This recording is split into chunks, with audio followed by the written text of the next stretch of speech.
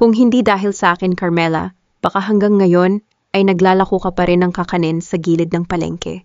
Huwag mong isipin na dahil sumikat ang hapag ni Medi ay ikaw na ang reyna. Ang malamig na bulong na iyon ng asawa niyang si Julio, sa gitna ng marangyang pagtitipon para sa ika-18 anibersaryo ng kanilang kumpanya, ay tila isang mariing sampal sa mukha ni Carmela. Doon niya napagtanto na ang halos 2 dekada ng kanyang bulag na pagsasakripisyo ay walang halaga sa taong pinagkalooban niya ng kanyang buong buhay. Kumukititap ang mga kristal na dambana ng ilaw sa malawak na ballroom ng isang marangyang hotel sa Makati. Maririnig ang kalat-kalat na tunog ng mga basong nagkakatamaan at ang masiglang usapan ng mga mayayamang negosyante. Sa gitna ng entablado, nakatayo ang isang malaking tarpaulin kung saan nakasulat ang pangalan ng kumpanyang itinayo ni Carmela gamit ang sariling dugo at pawis, hapag ni Medi. Ngunit sa gabing ito, ang lahat ng palakpak at papuri ay nakatuon kay Julio, ang lalaking nakasuot ng mamahaling Amerikana na tila ba siya ang nag-iisang arkitekto ng tagumpay na ito. Nanatiling nakatayo si Carmela sa gilid ng madilim na sulok ng bulwagan, mahigpit ang hawak sa baso ng tubig. Pinagmasdan niya si Julio na nakikipagkamay sa mga mamumuhunan. Ang mukha nito ay puno ng kagitingan. 18 taon na ang nakararaan, tinalikuran ni Carmela ang pagkakataong magtrabaho sa Singapore bilang isang rehistradong accountant. Pinili niyang manatili sa Pilipinas upang alagaan si Julio noong panahong wala pa itong permanenteng trabaho. Naalala pa niya ang mga araw na gigising siya ng 3:00 ng madaling araw upang tulungan ng kanyang ina, si Aling Medi, sa paghahanda ng kakanin. Sa maliit na kusina ng kanilang lumang bahay sa Batangas, nagsimula ang lahat. Doon niya binuo ang pangarap na hanguin sa hirap ang kanyang pamilya at ang lalaking pinili niyang makasama habang buhay. Ngunit ang pangarap na yon ay dahan-dahang naglalaho habang pinagmamasdan niya ang paglapit ni Vanessa Alcaraz kay Julio. Si Vanessa, na kamakailan lamang ay hinirang ni Julio bilang punong tagapayo sa komunikasyon ng kumpanya, ay naglalakad ng may kakaibang kumpiyansa. Nakasuot ito ng pulang bestida na labis na marangya, malayong malayo sa simpleng kasuotang Filipiniana na pinili ni Carmela para sa gabing ito. Huminto si Vanessa sa tabi ni Julio, bahagyang sumandal sa balikat nito bago humarap sa mga panauhin. Tumingin si Vanessa sa direksyon ni Carmela na may mapanuyang ngiti sa kanyang mga labi. Kung hindi dahil sa estratehikong direksyon ni Julio, marahil ang hapag ni Medi ay nananatiling isang maliit na tindahan lamang sa gilid ng palengke ng Batangas. Wika ni Vanessa sa harap ng mga kasosyo sa negosyo. Ang kanyang boses ay puno ng mapait na panunodyo. Inaasahan ni Carmela na ipagtatanggol siya ng kanyang asawa. Inaasahan niyang sasabihin ni Julio sa lahat na ang mga recipe, ang sistema ng operasyon, at ang unang kapital ay nagmula sa kanyang ina at sa sarili niyang pagpupursige.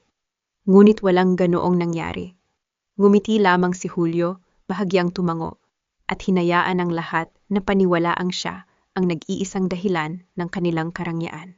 Naramdaman ni Carmela ang paninikip ng kanyang dibdib, ngunit hindi niya hinayaang pumatak ang kanyang mga luha sa harap ng mga taong nagmamasid. Ang hiya ay isang mabigat na pasanin para sa isang pamilyang Batangueña, at alam niyang ang pagpapakita ng kahinaan sa gabing ito ay lalo lamang magpapababa sa kanyang dignidad. Sa halip na lumikha ng iskandalo, dahan-dahan siyang umatras patungo sa mas tahimik na bahagi ng hotel. Habang naglalakad sa malawak at tahimik na pasilyo patungo sa labas, narinig niya ang mahihinang bulungan mula sa likod ng mga pandekораsyong halaman. Huminto siya, pilit na pinakikinggan ang pamilyar na boses. Si Julio at si Vanessa iyon. Huwag kang mag-alala, Julio. Malapit nang matapos ang pag-audit sa mga lokal na sangay. Kapag nailipat na natin ang mga huling pondo sa bagong ahensya ng media, wala nang matitira sa kanya, bulong ni Vanessa, may kasamang mahinang tawa.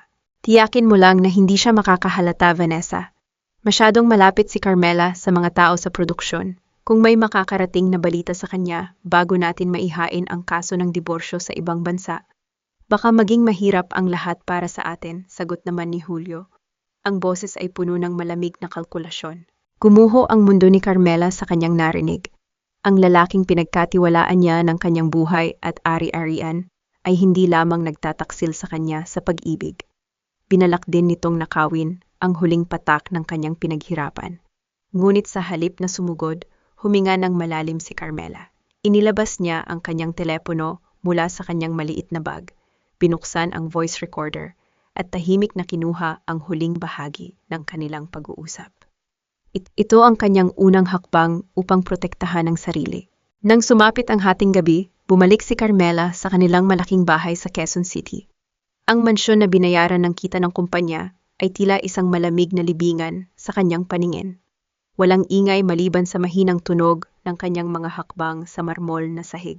Habang naglalakad patungo sa kanyang silid, napansin niya ang liwanag na nagmumula sa ilalim ng pinto ng silid aklatan ni Julio. Lalampasan na sana niya ito, ngunit narinig niya ang boses ng kanyang bunsong kapatid na si Paulo. Ang kapatid na itinaguyod niya na binayaran niya ng matrikula sa kolehiyo nang ibenta niya ang kanyang natitirang alahas ay narito sa kalagitnaan ng gabi. Lumapit si Carmela at bahagyang sumilip sa maliit na siwang ng pinto. Nakatayo si Paulo sa harap ng lamesa ni Julio. Ang mukha nito ay puno ng takot at pawis. Kuya Julio, nagigipit na ako. Ang mga nagpapautang sa akin sa kasino ay nagbabanta na. Kung malalaman ni Ate Mela na kumuha ako ng 5 milyong piso mula sa pondo ng Regional Logistics ng hapag ni Medi, tiyak na itatakwil niya ako. Isang malamig na ngiti ang sumilip sa mga labi ni Julio habang sinisindihan nito ang kanyang sigarilyo. Huwag kang matakot, Paulo. Hanggat ginagawa mo ang iniutos ko sa iyo, ligtas ang iyong lihim. Kunin mo sa akin ang opisyal na selyo at pirma ng iyong ate mula sa kanyang lamesa bukas. Kapag nairerehistro na natin ang mga peking resibo ng gastos, lalabas sa pag-audit na si Carmela ang nagnakaw ng pondo ng kumpanya. Pagkatapos ng lahat ng ito, makukuha mo ang posisyon bilang Regional Director sa Visayas. At ang utang mo ay ako na ang magbabayad. Napatakip si Carmela sa kanyang bibig upang pigilan ng isang malakas na sigaw ng pighati. Ang kanyang mga kamay ay nangatog sa malamig na kahoy ng pinto. Ang kanyang sariling kapatid, ang dugo ng kanyang dugo, ay nakikipagsawatan sa kanyang asawa upang siya ay ibagsak sa putikan. Nang sumunod na umaga, sinalubong si Carmela ng matatalas na tawanan mula sa sala ng kanilang mansyon. Huminto siya sa huling baitang ng hagdanan. Dahan-dahang hinaplos ang malamig na hawakan, habang pinakikinggan ang pamilyar na boses ng kanyang biyenan na si Doña Elena at ng kabit ng kanyang asawa na si Vanessa. Bagay na bagay talaga sa'yo ang gilas ng disenyong iyan, Vanessa. Iba talaga kapag may pinag-aralan at galing sa marangal na pamilya. Hindi tulad ng iba riyan na kahit anong pilit magmukhang mayaman, amoy putik at palengke pa rin ang ugali. Wika ni Doña Elena, bago sumunod ang tunog ng pag-untog ng mamahaling tasa sa plato nito. Salamat po, Doña Elena. Ang nais ko lang naman ay maibigay ang pinakamabuti para sa hapag ni Medi at syempre kay Micaela, sagot ni Vanessa sa isang malambing ngunit mapanlinlang na tono. Sumikip ang dibdib ni Carmela. Pumasok siya sa sala at nakitang nakaupo doon ang kanyang 16 na taong gulang na anak, si Micaela, habang hawak ang isang mamahaling designer bag na regalo ni Vanessa. Nang makita si Carmela, agad na naging malamig ang ekspresyon ng kanyang anak. Mela, narito ka na pala. Huwag mo nang abalahin si Mika sa agahan. Inayos na ni Vanessa ang lahat para sa kanyang pag-aaral. Mga bagay na hindi mo nagawa dahil palagi kang abala sa iyong mga pulong sa labas, sabi ni Doña Elena na may mapanghusgang tingin. Hindi sumagot si Carmela. Alam niyang ang pakikipagtalo sa harap ng kanyang anak ay magbibigay lamang kay Vanessa ng pagkakataon na magkunwaring biktima. Tumingin siya kay Micaela, umaasang makikita rito ang dating lambing. Ngunit iniwas lamang ng dalaga ang kanyang mga mata. Habang mabilis na nagtitipa sa kanyang telepono, tila nakikipagpalitan ng mensahe kay Vanessa na nakaupo lamang sa tapat nito. Upang maiwasan ang tuluyang pagkasira ng kanyang emosyon, umakyat si Carmela sa silid ni Micaela. Nais niyang iabot ang lumang uniforme ng anak na buong magdamag niyang kinumpuni gamit ang sariling mga kamay, isang simpleng gawaing nakasanayan niyang gawin upang maiparamdam ang kanyang pagmamahal sa kabila ng abalang schedule. Ngunit nang buksan niya ang pinto, tila isang patalim ang sumaksak sa kanyang puso. Ang unipormeng maingat niyang tinahi ay nakasiksik sa sulok ng basurahan. habang nakalatag sa kama ang mga bagong damit na binili ni Vanessa. Napansin din niya ang isang card sa ibabaw ng lamesa na may nakasulat na, "Para sa aking paboritong anak, mula kay Tita Vanessa." Doon naramdaman ni Carmela ang matinding pangungulila at ang unti-unting pagkawala ng kanyang anak sa kanyang mga bisig. Ang kanyang tahimik na pagsasakripisyo sa loob ng 18 taon ay madaling tinakpan ng karangyaang kayang bilhin ng pera. Perang ninakaw din naman mula sa kanyang sariling kumpanya. Nang marinig niya ang tunog ng umaandar na shower sa silid ng kanyang asawa, alam ni Carmela na ito na ang kanyang pagkakataon. Mabilis, ngunit tahimik siyang naglakad patungo sa pribadong opisina ni Julio. Alam niyang bawat minuto ay mahalaga. Mabilis niyang hinalughog ang mga dokumento sa ibabaw ng lamesa ni Julio. Doon ay nakita niya ang isang folder na may pamagat na marketing expenses. Sa pagbuklat niya sa mga pahina, nanlaki ang kanyang mga mata nang makita ang sunod-sunod na malalaking transaksyon patungo sa isang kumpanyang nagngangalang Alcaraz Media Consultants. Isang kumpanyang pagmamay-ari ng pamilya ni Vanessa. Milyon-milyong piso ang unti-unting inilalabas mula sa kumpanya ng walang pahintulot mula sa kanya bilang pangunahing tagapagtatag. Bago niya maisara ang folder, napansin niya ang isang Amerikana ni Julio na nakasabit sa likod ng pinto. Kinabahan man, ipinasok niya ang kanyang kamay sa bulsa nito. May naramdaman siyang maliit na matigas na bagay. Nang ilabas niya ito, isang gintong cufflink ang sumilaw sa kanyang mga mata. May nakaukit ditong 2 titik. VA, Vanessa Alcaraz. Ito ang pisikal na patunay ng kanilang lihim na relasyon. Isang bagay na hindi na maipagkakaila ni Julio. Agad na kinuha ni Carmela ang kanyang telepono upang kuhanan ng larawan ang cufflink at ang mga dokumentong nagpapatunay ng pagnanakaw sa pondo ng kumpanya. Ang bawat pag-click ng kamera ay tila bawat hakbang ng kanyang paglaya mula sa kadena ng kasinungalingan. Mabilis siyang lumabas ng opisina at maingat na isinara ang pinto. Ngunit pagkabaling niya sa pasilyo patungo sa hagdanan, nagulat siya nang makitang nakatayo roon si Micaela. Nakakrus ang mga braso at may matatalas na mata. "Are you spying on Papa?" Tanong ni Micaela. Ang kanyang boses ay puno ng puot at kawalan ng tiwala. "Bakit ba palagi mong binabantayan ang pera at ang mga ginagawa ni Papa?" "Totoo nga ang sinabi ni Tita Elena at Tita Vanessa. Masyado kang mukhang pera, nanay. Mas mahalaga ba sa'yo ang kumpanya kaysa sa kapayapaan ng pamilyang ito?" Nanigas si Carmela sa kanyang kinatatayuan. Ang mga salitang nagmula sa kanyang sariling anak ay higit na mas masakit kaysa sa anumang bulong ng kanyang taksil na asawa. Pumasok si Paulo sa tahimik na kafe sa Quezon City na may ngiti sa kanyang mga labi. Ngunit ang unang nakapukaw sa pansin ni Carmela ay ang kumikinang at mamahaling relo sa kanang bisig ng kanyang kapatid. Isang bagay na alam niyang hindi kayang bilhin ng buwanang sweldo nito bilang logistics manager ng kumpanya. "Ate, napatawag ka. May problema ba?" Tanong ni Paulo habang umuupo sa tapat niya. Tila walang anumang dinadalang mabigat na dalahin sa kanyang konsensya. Tumingin si Carmela sa mga mata ng kanyang bunso. Ito ang kapatid na itinuring niyang parang sarili niyang anak nang mamatay ang kanilang ama. "Paulo, kumusta ang takbo ng logistics sa hapag ni Medi? May mga problema ka ba sa pananalapi na hindi mo sinasabi sa akin?" Bahagyang natigilan si Paulo, ngunit mabilis ding nakabawi. "Wala naman, ate, maayos ang lahat. Medyo abala lang kami dahil sa pagpasok ng mga bagong supplier na inirekomenda ni Kuya Julio." Ang kasinungalingang iyon na binigkas ng walang pag-aalinlangan ay tuluyang sumira sa huling piraso ng pag-asa sa puso ni Carmela. Hindi na niya kayang tiisin ang panlilinlang ng sarili niyang dugo. "Sumama ka sa akin," malamig na utang ni Carmela bago tumayo at iniwan ang pera sa ibabaw ng lamesa. Dinala niya si Paulo sa pribadong tanggapan ng kanyang kaibigan at abogadong si Atesor Rafael de Vera. Nang pumasok sila sa silid, nagulat si Paulo nang makitang seryosong nakaupo si Rafael habang nakalatag sa mesa ang isang makapal na folder. "Maupo ka, Paulo," wika ni Rafael sa isang autoritatibong boses. Nang hindi gumagalaw si Paulo, si Carmela na mismo ang kumuha ng folder at marahas na inihagis ito sa tapat ng kanyang kapatid. Lumabas mula rito ang mga kopya ng mga kasunduan sa pautang mula sa mga iligal na nagpapautang sa kasino, mga dokumento ng kanyang mga nabigong pamumuhunan, at ang mga patunay ng paglilipat ng pondo mula sa account ni Julio patungo sa mga nagpapautang na ito. Bakit Paolo, panginginig ng boses ni Carmela na pilit na pinipigilan ang pagtulo ng kanyang mga luha? Bakit mo ito nagawa sa akin, sa pamilya natin? Napakapit si Paolo sa gilid ng lamesa habang unti-unting nawawalan ng kulay ang kanyang mukha.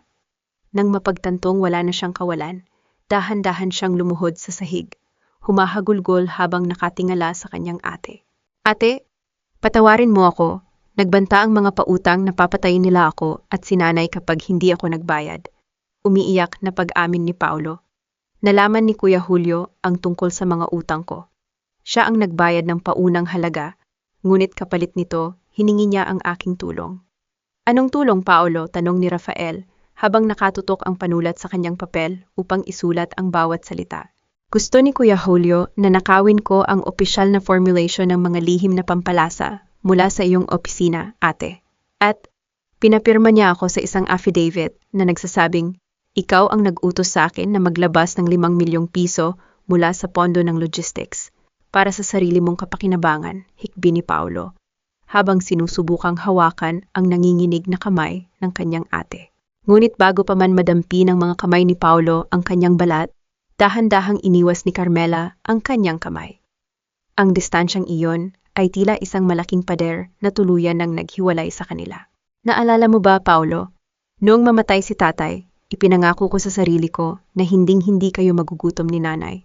Ibinenta ko ang tanging alaala ng aking kasal para lamang may maipambayad ka sa iyong matrikula, bulong ni Carmela. Ang kanyang boses ay puno ng labis na pighati. Ngunit pinalitan mo ang lahat ng iyon ng pagtatraidor. Ate, pakiusap. Iligtas mo ako muli. Isang beses lang, pagmamakaawa ni Paolo. Tumingin si Carmela kay Rafael, pagkatapos ay muling binalingan ang kanyang kapatid na nakaluhod. Hindi na kita kayang pagtakpan, Paolo. Haharapin mo ang mga nagpapautang sa iyo ng mag-isa at sasabihin mo ang buong katotohanan sa korte. Ito na ang huling tulong na maibibigay ko sa iyo bilang iyong ate. Tumayo si Carmela upang umalis, ngunit bago pa man siya makahakbang patungo sa pinto, sumigaw si Paolo sa gitna ng kanyang pag-iyak. Ate Mela, huli na ang lahat. Naipasa na ni Julio ang mga pekeng resibo at ang aking pirumadong affidavit sa Board of Directors kaninang umaga. Parating na ang mga auditor sa opisina mo upang simulan ang investigasyon. Huminto ang jeep sa tapat ng lumang bakuran sa Batangas habang gumagapang ang malamig na hamog ng madaling araw. Bumaba si Carmela, namamaga ang mga mata at pagod ang buong katawan mula sa mahabang biyahe at mabigat na pasanin mula sa Maynila. Ang lumang bahay na gawa sa kahoy at may bubong na yero ay nananatiling nakatayo sa ilalim ng mga puno ng mangga. Ang tanging lugar kung saan hindi niya kailangang magsuot ng maskara ng pagiging matatag. Nang pumasok siya sa pinto, hindi siya tinanong ng kanyang ina, si Aling Medi. Walang anumang pag-ungkat sa mga balitang kumakalat sa telebisyon o sa internet tungkol sa kaguluhan sa kanilang kumpanya. Iniwan lamang ni Aling Medi ang kanyang ginagawa at naghain ng isang mainit na mangkok ng pancit sa ibabaw ng lamesang kahoy. Kumain ka muna, anak, simpleng wika ni Aling Medi. Ang kanyang boses ay tila isang banayad na haplos sa sugat ng kanyang anak. Tahimik na kumain si Carmela habang pumapatak ang kanyang mga luha sa mainit na sabaw. Sa bawat subo, naaalala niya kung paano niya binuo ang kanyang pangarap. Napagtanto niyang sa kanyang pagtakbo upang magtayo ng isang marangyang palasyo para kay Julio, nakalimutan niyang ang kanyang tunay na pundasyon ay narito, sa payak na pamumuhay ng kanyang ina. Nang sumapit ang 3:00 ng madaling araw, ang oras kung kailan nagsisimula ang kanilang nakasanayang gawaing mag-ina, nagkita sila sa maliit na kusina sa likod ng bahay. Doon, muling naramdaman ni Carmela ang pamilyar na amoy ng nasusunog na kahoy panggatong, ang bango ng pinapasingawang dahon ng saging, at ang tamis ng gata ng niyog habang ginagawa nila ang tradisyonal na suman at bibingka. Habang maingat na binabalot ni Carmela ang malagkit na bigas, pinagmasdan niya ang kanyang ina. Ang mukha nito ay puno ng mga kulubot ng panahon, ngunit ang mga mata nito ay nananatiling kalmado at puno ng karunungan. Dahan-dahang lumapit si Aling Medi, kinuha ang nanginginig na kamay ng kanyang anak, at ginamit ang kanyang mga magaspang na palad upang haplusin ang noo ni Carmela. Anak, ang pagtitiis ay hindi palaging pagmamahal. Minsan, tinuturuan lang natin silang saktan tayo dahil alam nilang hinding-hindi tayo lalaban. Banayad na pangaral ni Aling Medi, na tila nababasa ang bawat bigat sa puso ni Carmela. Ang tunay na lakas ng isang babaeng Sarmiento ay hindi sinusukat sa kung gaano katagal niyang kayang manatili sa ilalim ng paa ng iba. Ang mga salitang iyon ay tila isang mitsa na nagsindi ng apoy sa kaloob-looban ni Carmela. Natapos na ang panahon ng kanyang pagluha at pagtitiis. Matapos ang kanilang paggawa, dinala ni Aling Medi si Carmela sa maliit na silid sa likod ng bahay. Mula sa ilalim ng kanyang lumang aparador, inilabas ng matanda ang isang kinakalawang na lata ng biskwit. Pagkabukas nito, tumambad ang ilang lumang papel na maingat na nakabalot sa plastik. Bago namatay ang iyong tatay, 18 taon na ang nakararaan, sinabi niya sa akin na ang negosyong ito ay hindi lamang para sa kasalukuyan, kundi para sa kaligtasan ng ating pamilya. Paliwanag ni Aling Medi habang iniaabot ang mga papel kay Carmela. Kaya naman, sa tulong ni Rafael, noong siya ay nagsisimula pa lamang mag-aral ng batas, ipinarehistro namin ang opisyal na trademark ng hapag ni Medi at ang lahat ng recipe sa ilalim ng aking pangalan bago pa man kayo ikasal ni Julio. Nanlaki ang mga mata ni Carmela habang binabasa ang opisyal na sertipiko mula sa Intellectual Property Office. Ang petsa ng pagpaparehistro ay malinaw na nagpapatunay na ang lahat ng pagmamay-ari ng brand, ang disenyo ng logo na mukha ng kanyang ina, at ang orihinal na formulation ng mga produkto ay hindi kailanman naging bahagi ng ari-ariang nakuha sa panahon ng kanilang kasal ni Julio. Ito ay isang hiwalay at protektadong asset na pagmamay-ari ng Sarmiento Family Corporation. Hawak ang pinakamalakas na kalasag laban sa kasakiman ng kanyang asawa. Naramdaman ni Carmela ang pagbabalik ng kanyang lakas.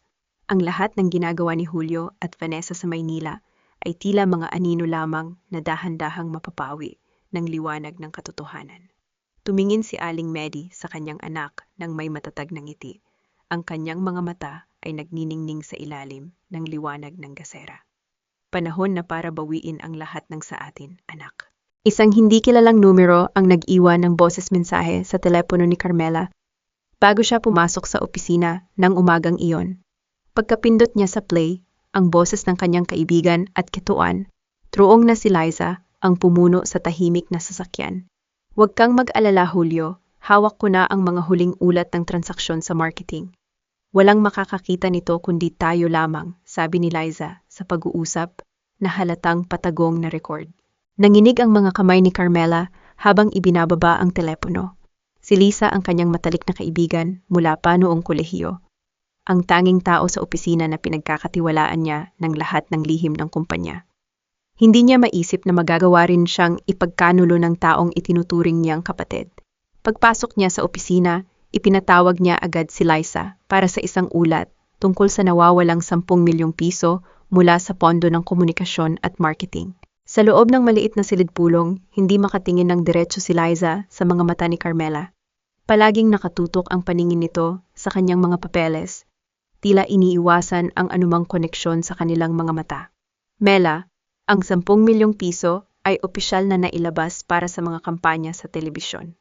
Lahat ng ito ay may pirma ng pag-apruba mula sa opisina ni Julio, mabilis na paliwanag ni Lisa, habang inaayos ang kanyang mga salamin. Habang nagsasalita si Liza, hindi napigilan ni Carmela na tumingin sa lamesa nito. Naroon ang isang lumang tasang seramika na may larawan nilang dalawa noong panahon ng kanilang kolehiyo. Isang paalala ng kanilang simpleng simula. Sa tindi ng kanyang emosyon, bahagyang napaatras si Carmela at aksidenteng naitulak ang tasa. Mabilis niyang nasalo ito bago pa man tuluyang bumagsak sa sahig at mabasag. Ngunit ang munting insidenteng iyon ay tila naging simbolo ng kanilang marupok na pagkakaibigan sa kasalukuyan. Pagkatapos ng pulong, nagpasya si Carmela na magmanman sa loob ng opisina. Habang naglalakad siya sa madilim na bahagi ng pasilyo, malapit sa server room, nakita niya si Liza. May iniaabot itong itim na USB flash drive sa personal na katulong ni Julio na si Joey. Maingat ang kanilang mga kilos, tila natatakot na may makakita sa kanila. Ibigay mo agad ito kay Julio, tiyakin mong siya lang ang makakabasa ng laman niyan, bulong ni Liza kay Joey bago mabilis na umalis. Mas lalong binalot ng pighati ang puso ni Carmela. Upang makasiguro, hinintay niyang umalis ang lahat ng empleyado bago pumasok sa opisina ni Liza upang suriin ang computer nito. Nang buksan niya ang system, tumambad sa kanya ang ilang folder na may password at tila naka-encrypt. Ngunit sa kanyang pagsisiyasat, nakakita siya ng isang bukas na dokumento ng mga transaksyon. Sa unang tingin, ang mga dokumentong ibinigay ni Liza kay Joey ay ginawa upang magmukhang si Carmela ang nag-apruba sa mga kaduda-dudang paglabas ng pondo. Ngunit nang suriin niya ang master ledger, nakita niya ang totoong destinasyon ng pera. Lahat ng ito ay pumasok sa Alcaraz Media Consultants. Naguguluhan ang isip ni Carmela, tinutulungan ba ni Liza si Julio na ibagsak siya? O may iba pa itong pinaplano? Ang bigat ng pag-aalinlangan sa kanyang matalik na kaibigan ay tila mas masakit pa kaysa sa pagtatraidor ng kanyang asawa. Dahil sa takot at pagkalito, nagpasya si Carmela na iwasan muna si Liza, habang inihahanda ang kanyang sarili para sa susunod na hakbang. Ngunit nang pababa na siya sa madilim at halos bakanting paradahan ng sasakyan ng gusali, isang anino ang biglang humarang sa kanyang daan. Si Liza iyon, nakatayo sa tabi ng sasakyan ni Carmela, na may seryoso at malamig na mukha. Hindi mo na ako kinakausap ngayon, Mela, wika ni Liza.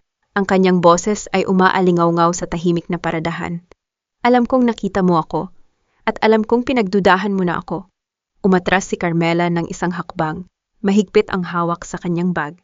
Liza, bakit mo ito ginagawa? Tumingin si Liza sa paligid, bago muling tumingin ng diretso sa mga mata ni Carmela. Kau hindi dapat magtiwala sa kahit kanino sa lugar na ito ngayon, Mela. Kahit sa akin. Iligpit ninyo ang lahat ng kanyang mga gamit. Iwan ninyo ang mga maleta sa tabi ng pintuan. Ang boses ni Doña Elena ang unang narinig ni Carmela nang buksan niya ang pinto ng mansyon ng mga Villarreal. Huminto si Carmela sa pintuan. Sa tabi ng pasilyo, nakita niya ang 3 malalaking maleta na naglalaman ng kanyang mga personal na gamit. Sa gitna ng malawak na sala, nakaupo si Doña Elena na may mapang-aping ng ngiti, habang si Julio naman ay nakasandal sa sofa. Hawak ang isang makapal na folder at ilang piraso ng papel. Ano ito, Julio? Malamig na tanong ni Carmela habang papalapit sa sala. Inihagis ni Julio ang folder sa ibabaw ng lamesang salamin. Iyan ang kasunduan sa ating paghihiwalay, Carmela, at kasama na rin dyan ang patunay na ikaw ay naglipat ng pondo ng kumpanya para sa sarili mong kapakinabangan, na may pirma ng iyong sariling kapatid na si Paulo bilang testigo. Tumingin si Carmela sa mga dokumento. Alam niyang peke ang mga ito, ngunit ang makita ang pirma ni Paulo doon ay nagdulot pa rin ng matinding kirot sa kanyang puso. Gusto kong pirmahan mo ang paglilipat ng 50% ng iyong mga bahagi sa hapag ni Medi sa akin. At ang pagpapaubaya ng kustudiya ni Micaela, dugtong ni Julio, ang boses ay puno ng kasakiman. At kung hindi ako pumayag, hamon ni Carmela habang diretso itong nakatitig sa mga mata ng kanyang asawa. Tumayo si Julio, dahan-dahang lumapit sa kanya na may kasamang pananakot. Kung hindi ka pipirma, ilalabas ko ang mga dokumentong ito sa media bukas na bukas din. Sisiguraduhin kong masisira ang pangalan ng iyong ina na si Medi at makukulong ka sa kasong pagnanakaw. Bukod pa riyan, naiproseso ko na ang unilateral na pag-freeze sa lahat ng iyong personal na bank account. Wala ka ng pera, Carmela. Wala kang kakayahang labanan ako. Naramdaman ni Carmela ang panginginig ng kanyang buong katawan sa tindi ng galit at pagkabigo. 18 taon siyang nagtiis, nagtrabaho, at nagbigay ng lahat para lamang sa lalaking ito. Ngunit ngayon ay nais pa siyang ibaon nito sa limot ng walang kahit anong natitira. Dahan-dahang itinaas ni Carmela ang kanyang kamay. Pinagmasdan niya ang gintong singsing sa kanyang daliri. Isang alaalang matagal niyang iningatan sa loob ng halos 18 taon ng pagmamahal at walang sawang pagbibigay. Maiingat niya itong inalis at sa harap ni na Julio at Doña Elena, marahang ipinatong sa ibabaw ng mesa na may salaming ibabaw. Isang mahinang tunog ang umalingaw-ngaw nang dumikit ang metal sa salamin. Saglit na nabalot ng mabigat na katahimikan ang buong silid. Heto ang singsing mo, Julio, kasama ng 18 taon ng aking katangahan. Ngunit hinding-hindi ko pipirmahan ang kasunduang iyan, deklarasyon ni Carmela. Ang kanyang boses ay tila yelo sa lamig. Biglang bumukas ang pinto sa itaas ng hagdanan, at mabilis na bumaba si Micaela na umiiyak. Papa, Mama, pakiusap, tumigil na kayo? Lumapit si Julio kay Micaela at inakbayan ng umiiyak na dalaga, habang nakaturo ang daliri kay Carmela. Micaela, tingnan mo ang iyong ina. Mas pinipili pa niyang protektahan ang kanyang mga bahagi sa kumpanya kaysa sa kapayapaan ng ating pamilya. Handa siyang maging kriminal at sirain tayo para lamang sa pera. Tumingin si Micaela kay Carmela nang may halong takot, pagkalito at matinding pighati, bago muling tumakbo paakyat sa kanyang silid habang umiiyak. Micaela, tawag ni Carmela, ngunit huli na ang lahat upang paliwanagan ang anak sa kalagitnaan ng kaguluhang ito. Humarap muli si Carmela kay Julio, ang kanyang likod ay tuwid at ang kanyang mga mata ay nag-aapoy sa determinasyon. Magkita tayo sa korte, Julio. Handa akong ibuhos ang lahat para protektahan ang aking ina at ang aking anak mula sa isang hayop na katulad mo. Habang hinihila ni Carmela ang kanyang mga maleta patungo sa pinto upang lumabas sa madilim na gabi, sumigaw si Julio mula sa kanyang likuran.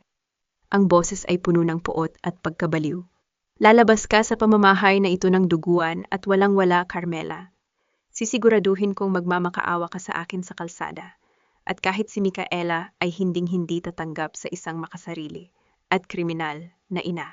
Inilapag ni Liza ang isang plato ng mainit-init pang suman mula sa Batangas sa ibabaw ng maliit na lamesa sa kanyang masikip na sala. Ito ang kanilang paboritong pagkain noong panahong sila ay nag-aaral pa lamang sa kolehiyo. Ang tanging pagkaing nagpapagaan sa kanilang pakiramdam sa tuwing sila ay may dinadalang mabigat na problema. Kumain ka muna, Mela. Alam kong hindi ka pa kumakain mula kagabi, banayad na wika ni Liza habang tinatabihan si Carmela sa sofa. Tumingin si Carmela sa plato, pagkatapos ay kay Liza. Ang bigat ng pag-aalinlangan sa kanyang puso ay dahan-dahang napalitan ng labis na pagkalito. Lisa, kung hindi mo ako pinagtataksilan, bakit mo ibinigay ang USB na yon sa katulong ni Julio? Bakit mo sinabing kayo lang dalawa ang dapat makaalam? Huminga ng malalim si Liza at binuksan ang kanyang personal na laptop na nakatago sa ilalim ng lamesa. Mela, ang USB na ibinigay ko kay Joey ay naglalaman ng mga ulat Tai Chin na sadyang binago ko ng bahagya. Iyon ay isang pain upang isipin ni Julio na kontrolado niya ang lahat. Kung hindi ko ginawa iyon, matagal ka na niyang tinanggalan ng karapatang makita ang totoong daloy ng pera ng kumpanya. Ipinakita ni Liza sa screen ang mga totoong transaksyon. Heto ang totoong kopya. Lahat ng pondo na nawawala sa marketing ay direktang inililipat sa isang shell company na nakarehistro sa ilalim ng kapatid ni Vanessa.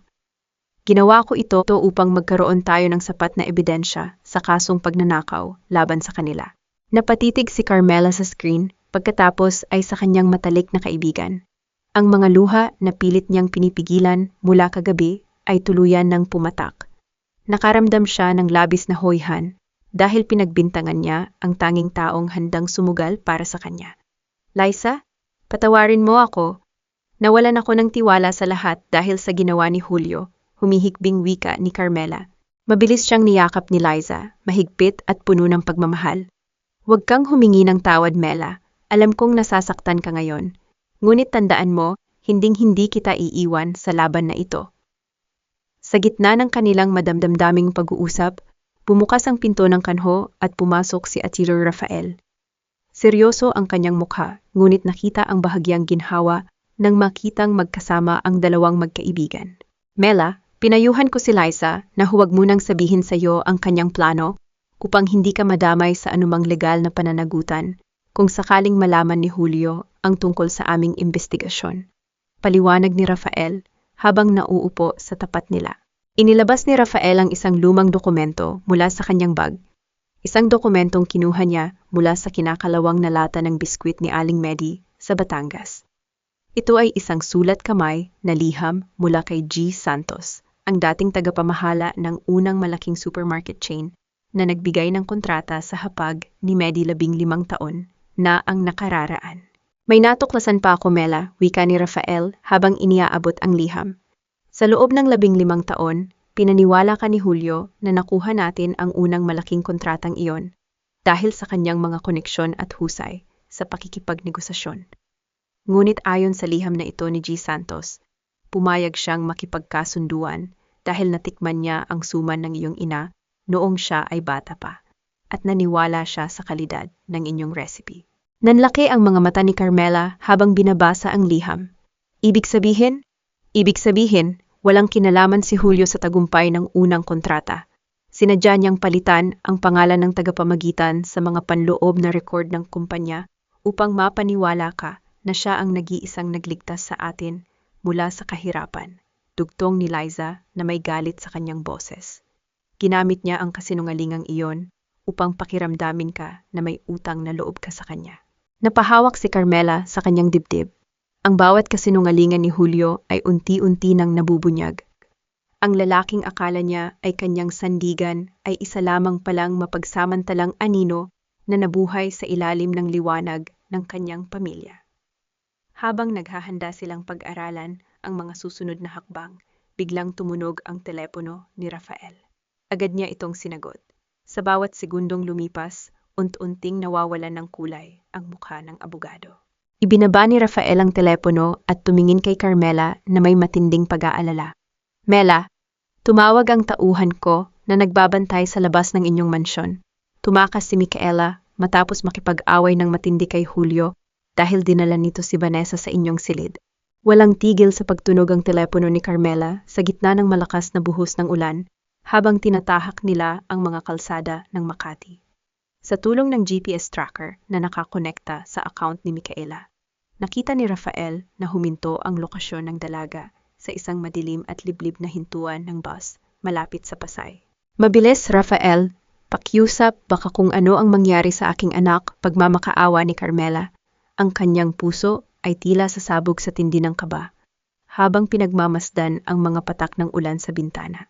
Nang makarating sila sa terminal, agad na bumaba si Carmela nang walang dalang payong. Hinanap ng kanyang mga mata si Micaela sa gitna ng malamig na hangin at dilim.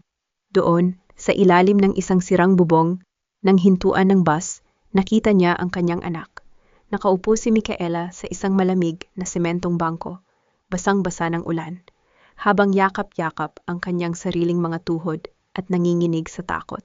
Micaela, sigaw ni Carmela habang tumatakbo patungo sa dalaga. Nag-angat ng tingin si Micaela. Nang makita ang kanyang ina, hindi na nito napigilan ang emosyon. Agad na sumugod si Micaela sa mga bisig ni Carmela, umiiyak ng napakalakas, habang isinasandal ang kanyang basang mukha sa balikat ng kanyang ina. Mabilis na binalot ni Carmela ang anak ng isang tuyong jacket na dala niya. Nanay, patawarin mo ako. Patawarin mo ako, hikbi ni Micaela sa gitna ng kanyang panginginig. Mali ako, mali ang mga iniisip ko tungkol sa'yo. Hinalikan ni Carmela ang ulo ng kanyang anak habang mahigpit itong niyayakap. Wala kang kasalanan, anak. Narito na si nanay. Hindi ka na muling mag-iisa. Sa loob ng sasakyan ni Rafael, patungo sa Batangas, nanatiling nakasandal si Micaela sa dibdib ng kanyang ina. Sa kauna-unahang pagkakataon, binuksan ni Carmela ang kanyang puso sa anak. Ipinagtapat niya ang lahat ng kanyang mga pinagdaanan, ang kanyang mga pagkukulang dahil sa labis na pagtatrabaho, at ang kanyang layunin na protektahan ang kanilang hinaharap mula sa kasakiman ni Julio. Ginawa ko ang lahat ng yun, Mika, dahil ayaw kong maranasan mo ang hirap na dinanas namin ng Lola Medi mo noong araw. Ngunit nagkamali ako dahil hinayaan kong lumayo ang loob mo sa akin. Bulong ni Carmela habang hinahaplos ang buhok ng anak. Nanay, narinig ko si Vanessa kagabi, umiiyak na pag-amin ni Micaela habang nakatingin sa kanyang telepono. Sinasabi niya kay Papa na kapag nakuha na nila ang hapag ni Medi, ipapadala raw nila ako sa isang boarding school sa ibang bansa upang hindi ko magulo ang kanilang bagong buhay. Doon ko napagtanto na ginagamit lang nila ako upang saktan ka. Inabot ni Micaela ang kanyang telepono kay Carmela. Ipinakita niya ang mga mensahe mula sa mga peking account na ginagamit ni Vanessa upang magpadala ng mga kasinungalingan tungkol kay Carmela, upang sirain ang reputasyon ng kanyang ina sa kanyang sariling paningin at sa kanyang mga kamag-aral sa paaralan. Nang makarating sila sa Batangas, sinalubong sila ni Aling Medi ng isang mahigpit na yakap at isang mainit na kumot. Sa loob ng lumang kusina, habang humihigop ng mainit na tsokolate, naramdaman ni Micaela ang tunay na kahulugan ng pamilya at pagmamahal, mga bagay na hindi kailanman kayang bilhin ng mga mamahaling regalo ni Vanessa. Sa unang pagkakataon matapos ang mahabang panahon, nakita ni Carmela ang kapayapaan sa mga mata ng kanyang anak. Nakahanda na si Micaela na tumayo sa tabi ng kanyang ina upang labanan ang kawalang katarungan. Ngunit sa gitna ng kanilang tahimik na gabi, biglang nanginig ang telepono ni Carmela. Isang mensahe mula kay Julio ang bumandera sa screen. Ibalik mo si Micaela sa akin bago magumaga. Kung hindi, ire-report ko sa pulis na kinidnap mo ang sarili nating anak. Sisiguraduhin kong bukas ay may warrant of arrest ka na. Kalat-kalat na flash ng kamera at marahas na katok sa bintana ng sasakyan ang sumalubong kay Carmela nang dumating siya sa pangunahing sangay ng hapag ni Medi sa Maynila. Nakaabang doon ang mga reporter, nag-aunahang makakuha ng pahayag tungkol sa mga kumakalat na balita. Miss Carmela, totoo po ba ang akusasyon ni G. Julio na ginamit ninyo ang kumpanya para umiwas sa buwis? Sigaw ng isang reporter habang tinatapat ang mikropono sa kanyang mukha nang bumaba siya sa sasakyan. Totoo po bang pinagsasamantalahan ninyo ang mga manggagawa sa Batangas? Tanong naman ng isa pa. Sa tulong ng mga security guard, tahimik na pumasok si Carmela sa loob ng restaurant nang nakataas ang noo nang walang binibitiwang kahit isang salita. Sa labas ng salamin ng restaurant, makikita ang ilang bayarang nagpoprotesta na may hawak na mga karatula, sadyang ginawa upang sirain ang reputasyon ng kumpanya. Sa loob naman, nagkakagulo ang mga empleyado, natatakot sa posibilidad na mawalan sila ng trabaho dahil sa unti-unting pag-alis ng mga customer. Sa halip na magtago sa kanyang opisina, nagtungo si Carmela sa pinakapuso ng restaurant, ang kusina. Itinali niya ang kanyang buhok, nagsuot ng apron, at nagsimulang tumulong sa paghahanda ng tradisyonal na gata at sarsa para sa mga putaheng ihahain sa araw na iyon. Ang paninira ay madaling bigkasin ng bibig, ngunit ang kalidad at lasa ng ating pagkain ay hindi kailanman magsisinungaling sa ating mga customer. Magtrabaho tayo ng may dangal, wika ni Carmela, sa mga kusinero na agad namang nabuhayan ng loob at nagsimulang kumilos ng may kasipagan. Sa likod ng kanyang tatag, alam ni Carmela na kailangan niyang kumilos ng mabilis. Nagtungo siya sa opisina ni Rafael, kung saan naghihintay si Lisa. Mela, may masamang balita, bungad ni Rafael nang maupo si Carmela. Dahil sa ingay sa media, nagpa siya ang isa sa ating pinakamalaking kasosyo, si G. Lim, na bawiin ang kanyang ipinangakong pondo para sa ating pagpapalawak sa Visayas. Natatakot sila sa pinsalang maaaring idulot nito sa kanilang sariling tatak. Huminga ng malalim si Carmela. Ito ang nais mangyari ni Julio, ang sakalin siya sa pananalapi, upang mapilitan siyang sumuko. Gamitin natin ang aking personal na pondo mula sa Sarmiento Family Corporation sa Batangas. Hindi natin kailangan ng mga kasosyong madaling mabuwal sa unang bugso ng hangin. Iniharap naman ni Liza ang kanyang laptop. Mela, may magandang balita ako. Natuntun ko ang pinagmulan ng pondong ginagamit sa pagbabayad sa mga troll farm at mga peking artikulo sa internet na sumisira sa'yo. Sino ang nagbabayad sa kanila, Liza? Tanong ni Carmela. Isang supplementary credit card na nakapangalan kay Vanessa Alcaraz. Ngunit ang pangunahing account ay pagmamay-ari mismo ni Julio Villarreal. Mayroon akong kopya ng mga resibo ng transaksyon, sagot ni Liza na may matatag na ngiti. Ginamit nila ang pera ng kumpanya upang sirain ang mismong kumpanya. Isang malamig na ngiti ang sumilip sa mga labi ni Carmela. Ang bawat piraso ng ebidensya ay dahan-dahan ng nabubuo. Ang kasakiman at kamangmangan ni na Julio at Vanessa, ang mismong magiging dahilan ng kanilang pagbagsak. Iniligpit ni Rafael ang lahat ng mga dokumento sa loob ng isang makapal na pulang folder. Tumingin siya kay Carmela nang may matinding determinasyon sa kanyang mga mata. Mela, bukas sa pulong ng Board of Directors, tatapusin natin ang lahat ng ito. Heredera ka lang ng kakanin, Carmela. Ngayon ay katapusan na ng iyong pamamayagpag. Ang mapagmataas na deklarasyon na iyon ni Julio ang pumuno sa buong silid-pulong ng Board of Directors ng hapag ni Medi.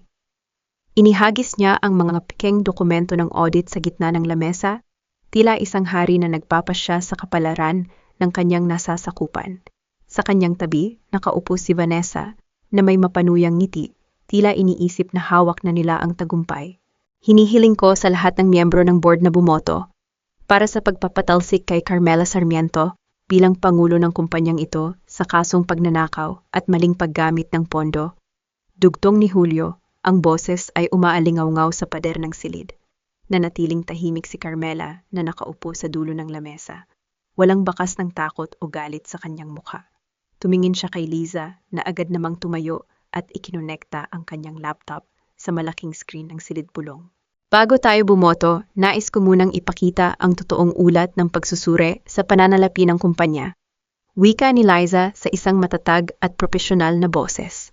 Lumitaw sa malaking screen ang mga dokumento ng paglilipat ng pondo patungo sa Alcaraz Media Consultants. Ipinakita ni Liza ang mga opisyal na bank transfer na nagpapatunay na ang 10 milyong piso na nawawala sa marketing ay direktang napunta sa pansariling account ni Vanessa. Kasunod nito ang mga kopya ng singilin sa credit card ni Julio na nagpapakita ng pagbabayad sa mga troll farm para sirain si Carmela. Iyan ay isang malaking kasinungalingan. Peke ang mga dokumentong iyan. Sigaw ni Vanessa na nagsisimula nang mawala ng kontrol sa kanyang sarili. Sa sandaling iyon, bumukas ang malalaking pinto ng silid-pulong. Pumasok si Attorney Rafael kasama ang 2 opisyal ng National Bureau of Investigation at si Paulo.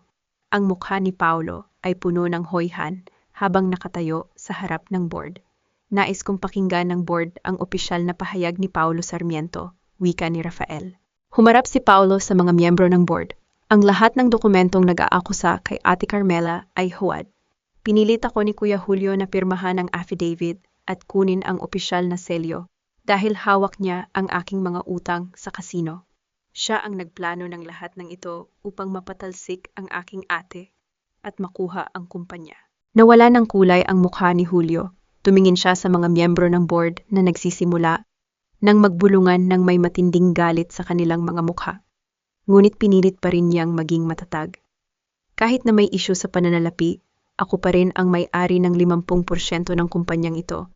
Mag-asawa tayo, Carmela. Ang tatak, ang mga planta, ang lahat ng ari-arian ay binuo natin sa loob ng ating kasal. Sigaw ni Julio habang hinahampas ang mesa. Dito na muling bumukas ang pinto ng silid-pulong. Pumasok ang isang matandang babae na nakasuot ng tradisyonal at marangal na Filipiniana, si Aling Medi. Sa kabila ng kanyang edad, may kakaibang lakas at dangal sa bawat hakbang ng kanyang paglakad patungo sa gitna ng lamesa. Umupo siya sa pinakaupuan ng chairman, ang posisyon na sadyang inilaan para sa kanya. Inilabas ni Rafael ang orihinal na sertipiko ng Intellectual Property Office at ang mga titulo ng lupa mula sa kanyang dalang pulang folder.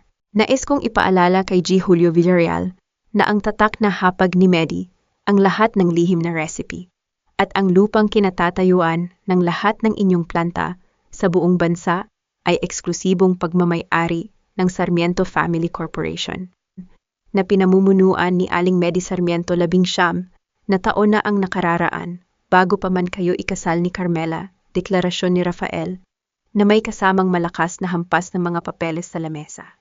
Ang kumpanyang pinamumunuan ninyo ni Carmela sa Maynila ay isa lamang operational unit na binigyan ng karapatang gumamit ng tatak. At ayon sa ating kasunduan, ang karapatang iyon ay maaari naming bawiin sa sandaling magkaroon ng paglabag sa moralidad at batas. Parang tinamaan ng kidlat si Julio. Tumingin siya kay Vanessa, ngunit nakita niyang tahimik nang kinukuha ni Vanessa ang kanyang bag. Tila naghahanda ng tumakas at iwanan siya matapos mapagtantong wala na siyang makukuhang yaman mula sa pamilya Sarmiento. At tungkol sa mansyon na inyong tinitirhan at ang mga mamahaling sasakyan na inyong ginagamit, dugtong pa ni Rafael. Lahat ng iyon ay nakarehistro sa ilalim ng Sarmiento Family Corporation. Mayroon na kaming opisyal na utos mula sa korte na bawiin ang mga ari-ariang iyon bukas na bukas din. Ganap nang gumuho ang mundo ni Julio. Ang lahat ng kanyang binuong ilusyon ng kapangyarihan at kayamanan ay naglaho na parang bula. Siya ay hindi kailanman naging may-ari. Siya ay isa lamang palang nakikisilong sa lilim ng pamilya Sarmiento na nag-isip na maaari niyang palitan ang tunay na may-ari. Dahan-dahang lumapit si Julio kay Carmela. Ang kanyang mapagmataas na mukha kanina ay napalitan ng labis na takot at pagmamakaawa. Lumuhod siya sa sahig, mahigpit na hinawakan ang laylayan ng apron ni Carmela na hindi pa nito nahuhubad. Mela, pakiusap. Isipin mo ang 18 taon nating pagsasama, pagmamakaawa ni Julio habang tumutulo ang kanyang mga luha. Huwag mong sirain ang lahat ng mayroon tayo dahil lamang sa isang pagkakamali. Patawarin mo ako, magsisimula tayong muli. Tinitigan siya ni Carmela nang may malalim na katahimikan. Walang galit, walang puot, tanging malinis na desisyon lamang ang nakasulat sa kanyang mga mata. Dahan-dahan niyang inalis ang mga kamay ni Julio mula sa kanyang laylayan. Hindi ko binubura ang 18 taon nating pagsasama, Julio, wika ni Carmela. Ang kanyang boses ay nangingibabaw sa katahimikan ng buong silid-pulong. Tinatapos ko lang ang pagpapahintulot na saktan mo ako sa susunod pang 18 taon. Umalingaw-ngaw ang tunog ng sirena ng pulisya sa tapat ng kondominium ni Vanessa sa Makati, habang pilit niyang isinisiksik ang mga mamahaling alahas at pera sa kanyang mga bagahe. Ngunit bago pa man siya makarating sa elevator, pinalibutan na siya ng mga awtoridad sa kasong estafa at malakihang pagnanakaw sa pondo ng hapag ni Medi. Sa loob ng tanggapan ng pampublikong prosekutor, nakaupo si Julio na nakaposas, gusot ang Amerikana at may gulugulong buhok. Doon niya nalaman ang huling kataksilan ni Vanessa. Bago ito huliin, kinuha nito ang lahat ng natitirang pondo sa kanilang magkasamang account at sadyang iniwan ang lahat ng pirma ng transaksyon sa ilalim ng pangalan ni Julio. Nang pumasok si Carmela kasama si Rafael upang pirmahan ang mga huling legal na dokumento, tumingin si Julio sa kanya nang may matinding pagsisisi. Mela, si Vanessa ang may kasalanan ng lahat ng ito. Niloko niya rin ako, bulong ni Julio. Ngunit hindi man lang siya tinapunan ng tingin ni Carmela. Nilagpasan niya ito nang may malamig na katahimikan. Isang malinaw na patunay na wala nang natitira, kahit kaunting puwang sa kanyang puso para sa lalaking sumira sa kanyang tiwala. Sa labas naman ng mansyon ng mga Villarreal, maririnig ang iyak at reklamo ni Doña Elena habang kinukuha ng mga tauhan ng Sarmiento Family Corporation ang mga susi ng bahay. Napilitan silang dinala ang kanilang mga gamit sa isang lumang truck upang bumalik sa kanilang maliit at maalikabok na lumang bahay sa probinsya. Ang lugar na pilit nilang kinalimutan nang makuha nila ang yaman ni Carmela. Samantala, sa Batangas, nagtipon ang pamilya Sarmiento sa lumang kusina. Nakaluhod si Paulo sa tapat ng kanyang ina na si Aling Medi at ng kanyang ate na si Carmela. Umiiyak ang binata habang humihingi ng tawad sa lahat ng kanyang nagawa. Ate, handa akong tanggapin ang anumang parusa. Patawarin mo ako, napakawalang kwenta kong kapatid, hikbi ni Paulo. Huminga ng malalim si Carmela. Lumapit siya kay Paulo, ngunit hindi upang iabot ang isang sobre ng pera para bayaran ang utang nito, tulad ng inaasahan ng marami. Sa halip, inabot niya kay Paulo ang isang mabigat na bakal na pala na ginagamit sa paghahalo ng kakanin sa malaking talyasi sa pabrika. Pinatatawad kita bilang kapatid mo, Paulo, dahil ayaw kong magdala ng puot sa aking puso. Ngunit hindi ko babayaran ang iyong utang ng libre, seryosong wika ni Carmela, habang inilalagay ang pala sa mga kamay ni Paulo. Magsisimula ka rito, mula sa pinakamababang posisyon bilang tagahalo at tagakuha ng kahoy panggatong. Bawat pisong kikitain mo ay ibabayad mo sa iyong mga utang. Dito mo matututunan ang tunay na halaga ng bawat pawis na dumaan sa ating pamilya. Tinitigan ni Paulo ang pala sa kanyang kamay. Pagkatapos ay tumingin sa kanyang ate nang may luha ng pasasalamat. Salamat, ate. Salamat sa hindi mo pagbinit sa akin ng tuluyan. Matapos ang isang buwan ng masusing pag-aayos sa mga legal na usapin, nakaupo si Carmela sa kanyang bagong opisina sa Manila. Pumasok si Rafael na may bitbit na isang pamilyar na puting papel. Inilapag niya ito sa tapat ni Carmela. Ito ang opisyal na desisyon ng korte para sa kanilang paghihiwalay ni Julio, kasama ang kanyang Certificate of No Marriage, Senomar. Dahan-dahang hinaplos ni Carmela ang opisyal na selyo sa papel. Sa kauna-unahang pagkakataon sa loob ng 18 taon, naramdaman niya ang pagpasok ng sariwa at malinis na hangin sa kanyang dibdib. Siya ay ganap ng malaya. Isang masiglang palakpakan mula sa daan-daang kababaihan ang pumuno sa buong bulwagan nang humakbang si Carmela patungo sa entablado. Sa gabing ito, opisyal niyang inilunsad ang Sariling Tindig Foundation, isang programang naglalayong magbigay ng pagsasanay sa pananalapi, pangkabuhayan at legal na proteksyon para sa mga kababaihang nagmula sa mahihirap na komunidad. Hindi masamang magmahal at magsakripisyo para sa pamilya, wika ni Carmela sa harap ng mikropono. Ang kanyang boses ay malinaw, matatag at puno ng inspirasyon. Ngunit huwag nating hayaang ang ating pagsasakripisyo ay maging dahilan upang mawalan tayo ng sariling tinig at dignidad. Ang tunay na pag-ibig ay hindi humihingi ng iyong pagliit upang maramdaman ng iba na sila ay malaki. Matapos ang 3 taon ng pagpupursigi, ang hapag ni Medi ay hindi lamang naging isang matatag na kumpanya sa Pilipinas, kundi nagsimula na ring mag-export ng mga tradisyonal na pagkaing Batangas sa iba't ibang bansa. Ngunit para kay Carmela, ang kanyang pinakamalaking tagumpay ay hindi sinusukat sa kita ng kumpanya, kundi sa kapayapaang tinatamasa ng kanyang buhay sa kasalukuyan. Pagkatapos ng pagtitipon, nagtipon ang kanyang pamilya sa unang sangay ng restaurant para sa isang simpleng hapunan. Naroon si Aling Medi na masaya at mapayapang nakamasid sa kanyang mga apo. Si Micaela naman ay isa ng masiglang mag-aaral ng psikolohiya sa universidad, determinadong tulungan ang mga kabataang dumaan sa katulad niyang pagsubok sa pamilya. At si Paulo na sa loob ng 3 taon ay nagsumikap magtrabaho ng may katapatan, ay unti-unti nang nababayaran ang kanyang mga natitirang utang ng may dangal. Sa tabi ni Carmela, nakaupo si Rafael. Sa ilalim ng lamesa, dahan-dahang hinawakan ni Rafael ang kamay ni Carmela. Walang mga mabulaklak na salita, walang mga pangakong o tubualon, tanging init lamang ng isang matandang pag-unawa at respeto na nabuo sa gitna ng mga nagdaang bagyo. Salamat sa palaging pagtayo sa tabi ko, Rafael, bulong ni Carmela na may matamis na ngiti. Tumingin si Rafael sa kanya nang may malalim na paghanga. Salamat dahil hinayaan mo akong maging bahagi ng iyong pagbangon, Mela. Habang masayang nag-uusap ang lahat, bahagyang napatingin si Carmela sa labas ng malaking bintanang salamin ng restaurant.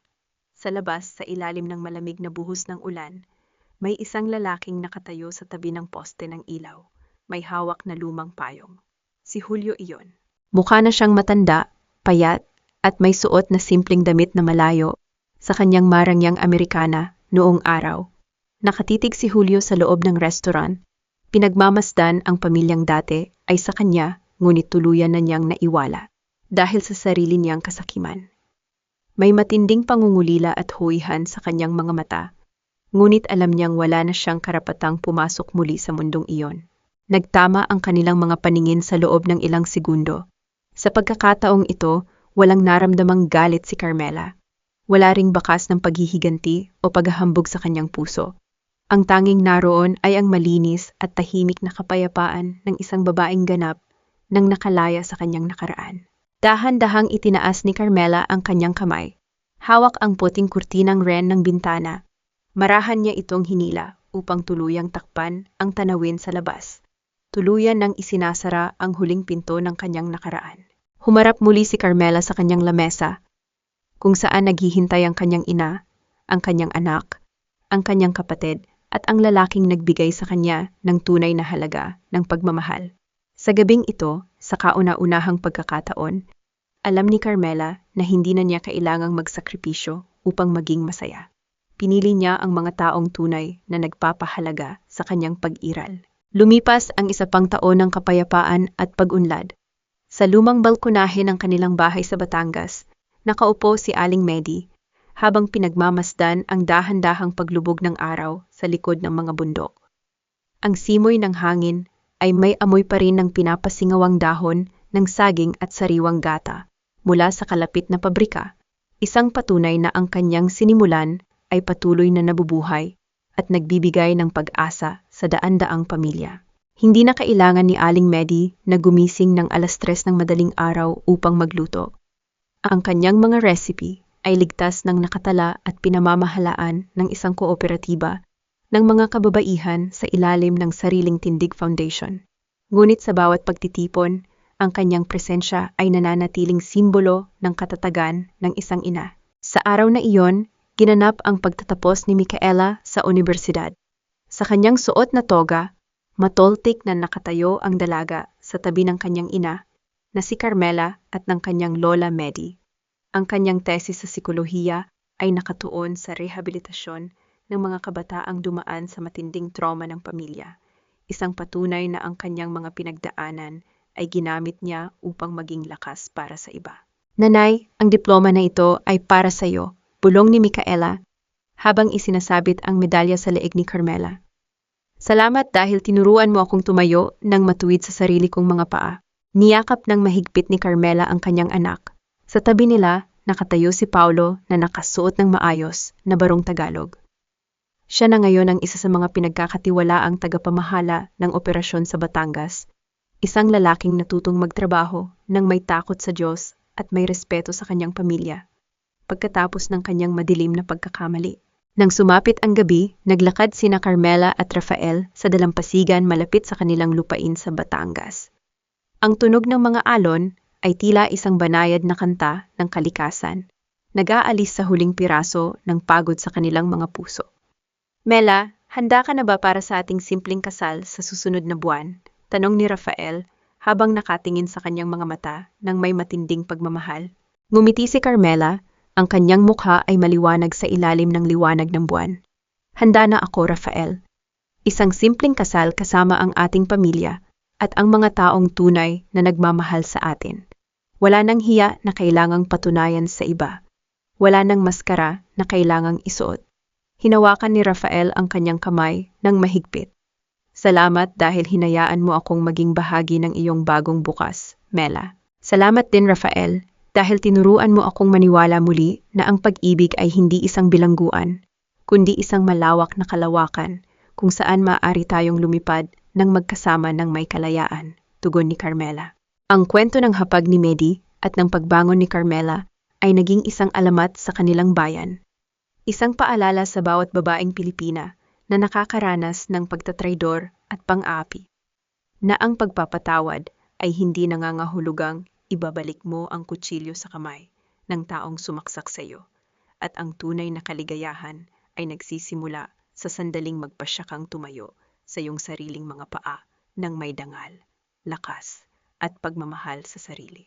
Sa bawat pagsikat ng araw sa Batangas, ang usok mula sa kusina ng hapag ni Medi ay patuloy na aakyat sa kalangitan. Isang walang katapusang awit ng tagumpay ng pamilya, dangal, at ng isang babaeng pumiling hindi muling mabuwal.